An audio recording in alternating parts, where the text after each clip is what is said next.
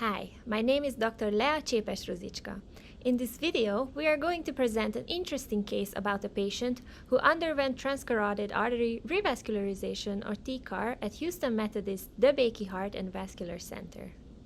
During the procedure, Silk Road Medical's neuroprotection system with flow reversal provided complete cerebral protection, meaning that there were no detected emboli or major drop in cerebral blood flow, while there is flow reversal in the internal carotid. This was verified by intraoperative transcranial Doppler or TCD monitoring. The reverse flow is established by connecting the arterial sheath placed in the common carotid artery with the venous sheath placed in the femoral vein. The pressure gradient between the arterial and venous systems drives the blood from the ICA to the femoral vein. This flow reversal carries embolic material away from the brain, while there is manipulation on the stenotic lesion. This is the main reason why we see so few emboli during TCAR. A 200-micron filter is also embedded in the reverse flow system to capture larger embolic material. The role of TCD during TCAR is to ensure that optimal blood flow is maintained in the middle cerebral artery while reverse flow is in use. Also, to verify that protection from embolization is complete during intravascular maneuvers such as wire insertions, stenting, and ballooning. The patient is a 72-year-old male with a past medical history significant for hypertension, hyperlipidemia, and peripheral arterial and venous disease. In 2008, he also received radiation treatment for tonsillar cancer on the left side of his head-neck area, which may have contributed to his carotid disease and created a hostile neck anatomy. TCAR is usually the preferred carotid procedure when scar tissue is present after irradiation. In 2023, he presented with symptoms of transient ischemic attack, slurred speech, headache, forgetfulness, and hearing loss. On brain MRI without contrast in 2023, left-sided lacunar insult and left internal carotid artery watershed ischemic areas were found. The MR angiogram also estimated a 50% carotid stenosis on the right side and a 70 to 80% stenosis on the left.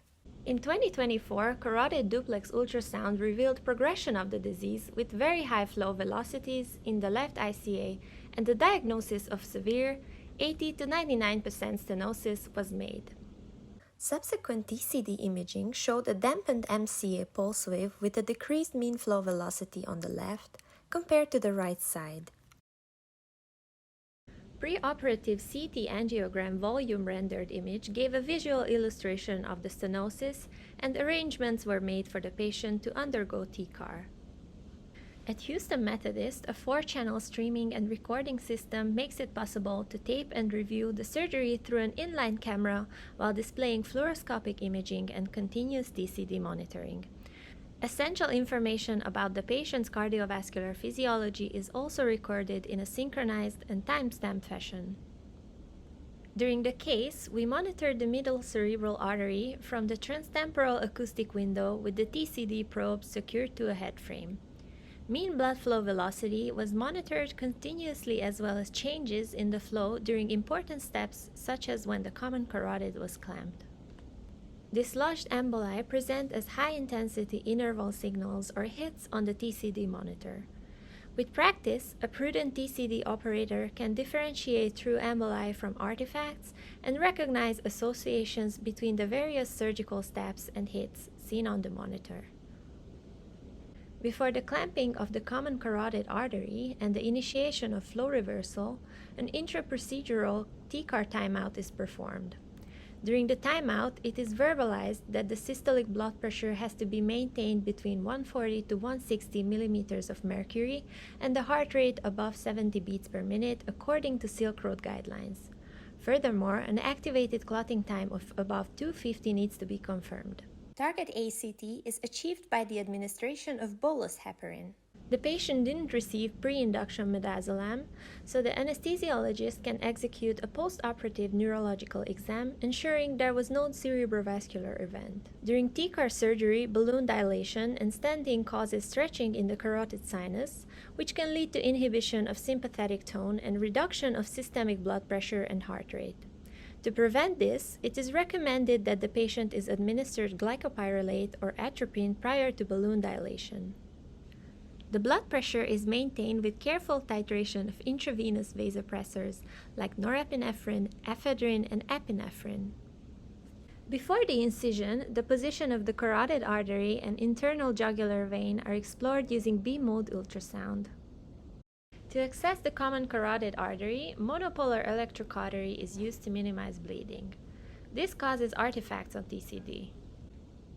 Before the incision and cannulation of the CCA, the surgeon puts a stitch in the vessel. The stitch will later be used to close the arterial wall during the time when the arterial sheath is removed at the end of the surgery. We don't see waveform change or air bubbles on TCD. The surgeon inserts the venous sheath into the femoral vein from an inguinal access point.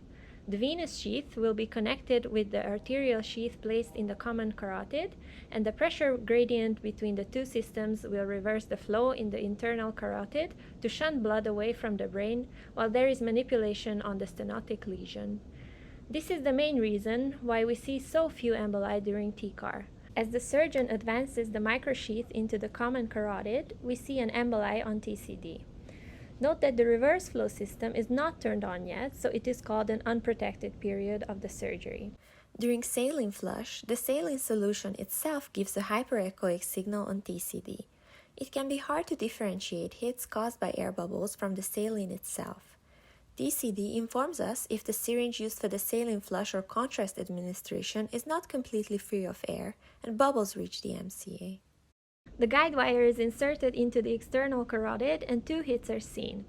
As the arterial sheath advances, we see a slight change in the waveform. Observing waveform changes during carotid manipulations confirms that we are indeed insonating the MCA. Reverse blood flow in the internal carotid artery is initiated. TCD is highly valuable to assess flow velocity changes in the MCA at this point. If the decrease of flow is greater than 50%, the mean arterial pressure needs to be increased. If MCA flow velocity remains low despite adequate MAP, it means that the patient does not tolerate the reverse flow. In our patient, the mean flow velocity did not decrease after reverse flow initiation. Repeat angiogram confirms that flow reversal has been truly established in the internal and external carotids. The angiogram on the left was done before flow reversal was established and shows that the contrast washes out in distal direction. On the right angiogram, flow reversal is turned on after contrast administration, and we see the contrast moves proximally with washout negative contrast effect, confirming proper flow reversal. Right before clamping the common carotid, the items on the TCAR timeout sheet that we discussed earlier are reiterated to ensure optimal cerebral blood flow during the stent placement. Once the common carotid is clamped, we watch for a drop in flow on our TCD monitor.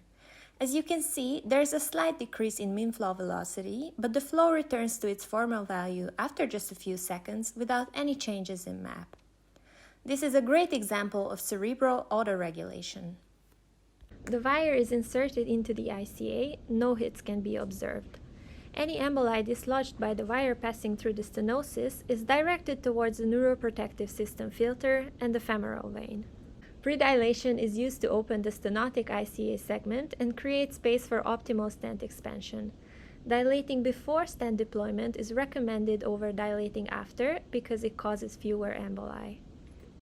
Heart rate needs to be carefully monitored during this step as balloon dilation may trigger the baroreceptors in the carotid bulb, resulting in a precipitous drop in the heart rate. Glycopyrrolate administration helps to avoid this complication. The self-expanding uncovered stent is deployed. We don't see any hits, which means if any embolic material was created, it got shunted away from the brain through flow reversal. Final angiography is performed to ensure that the stenting was successful and the ICA is patent. Every time an angiogram is performed, reverse flow has to be suspended so the contrast material does not get flushed backwards into reverse flow system. Considering previous TCD feedback from former angiograms, this time a more gentle push is used to administer the contrast material. Because of this, only minimal amounts of contrast material reach the MCA and create hyperechoic signal on TCD. Clamp removal results in a visible change in the MCA waveform.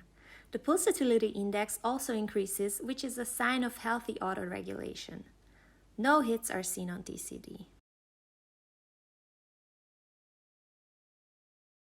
The surgeon is closing the incision on the CCA wall using the stitch placed at the beginning of the surgery.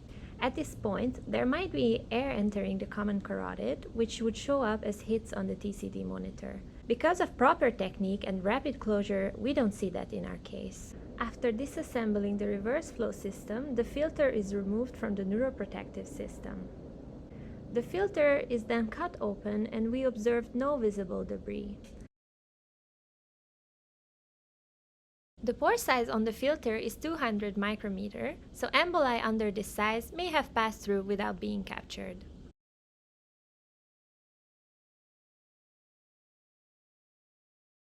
Comparing angiograms before and after stenting shows the resolution of the stenosis. Before and after TCD images demonstrate the improvement in cerebral flow dynamics. We see improved systolic upstrokes and an increased PI value, both of which are signs of proximal vessel patency. The patient was discharged the day after his surgery without any neurological symptoms. Follow-up carotid ultrasound is planned in the near future. In summary, we can conclude that TCD is not only a great device for real-time emboli detection and flow monitoring during TCAR, but also gives feedback to the surgeons if the syringe used to administer the contrast agent needs to be de-aired more carefully or pushed more gently. Furthermore, TCD gives feedback about embolic events and flow changes related to manipulating with the wire, balloon, and stent. This can be used to develop better techniques and educate surgeons to decrease intraoperative risk caused by embolization and drop in the cerebral arterial flow. Thank you so much for watching. For educational videos on transcranial Doppler and vascular ultrasound, be sure to subscribe to the Houston Methodist DeBakey CV Educational YouTube channel and click on the vascular ultrasound playlist.